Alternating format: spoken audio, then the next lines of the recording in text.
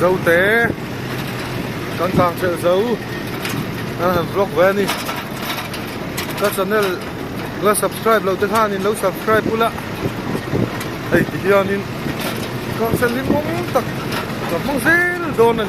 lâu cuối khóc mày mình ngay sang chú cái gắn lốm lên thế tạo coi mình lâu vai vai lên mấy thầy ồ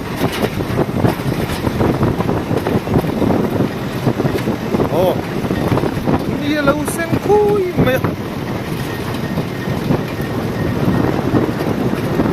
khui mày nè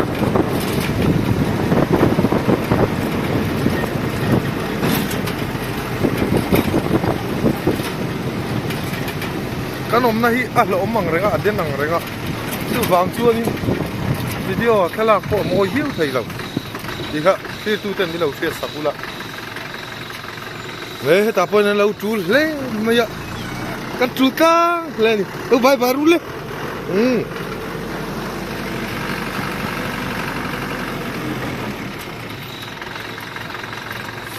cái style bu mà lom thầy lâu ôi ni sukan chul le ni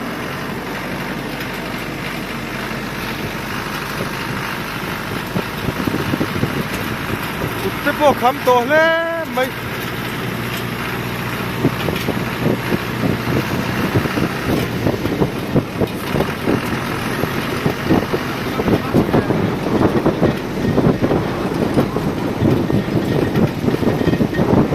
nít à nắm bằng anh nắm position đi là chua đi em tính nghe vlog thấy rồi cái tiếng hay các kia đi hay các lăng bốc à ô thì anh hay hiền kan rapa ni no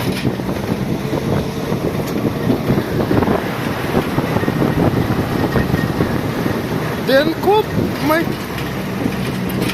pai te omna khisu den bak lo ni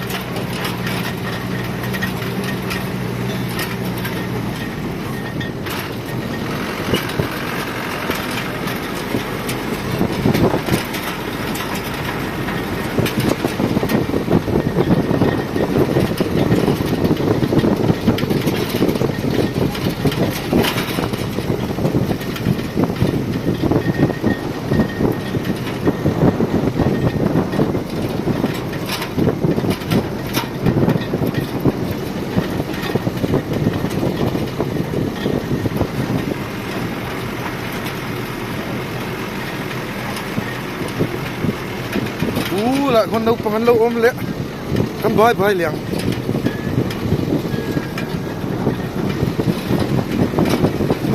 bye bye oh thế thì cần phân ste oh so cắt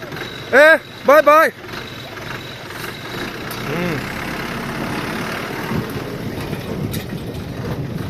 thế thì cần phân ste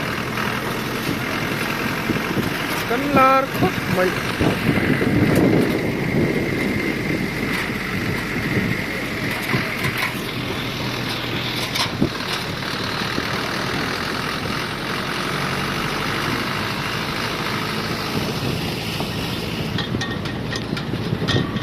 đi dong hiền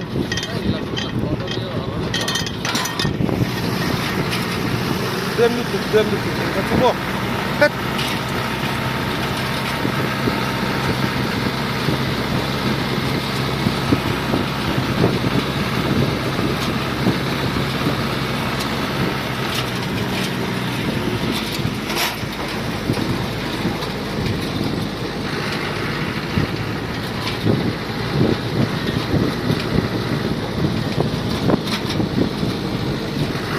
Dame la fe,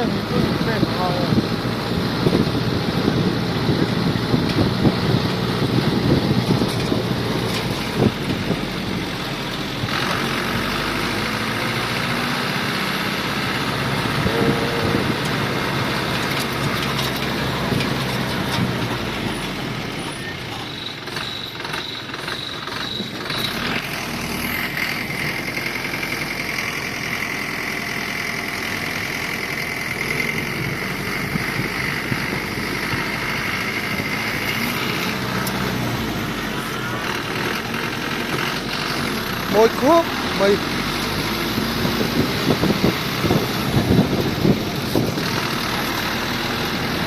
Lâm Quảng Đi con hạt tiền đâu hả?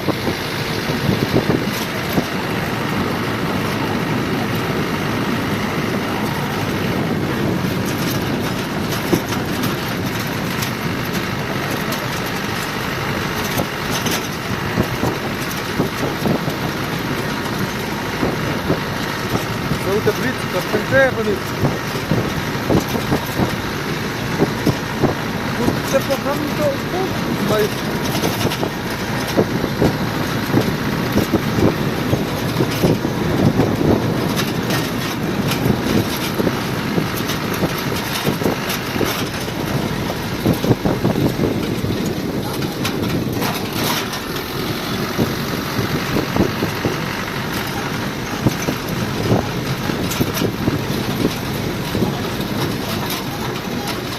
Cái cần phân sẽ cần chỗ đồn.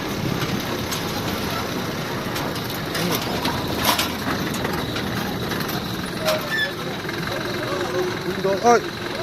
ôi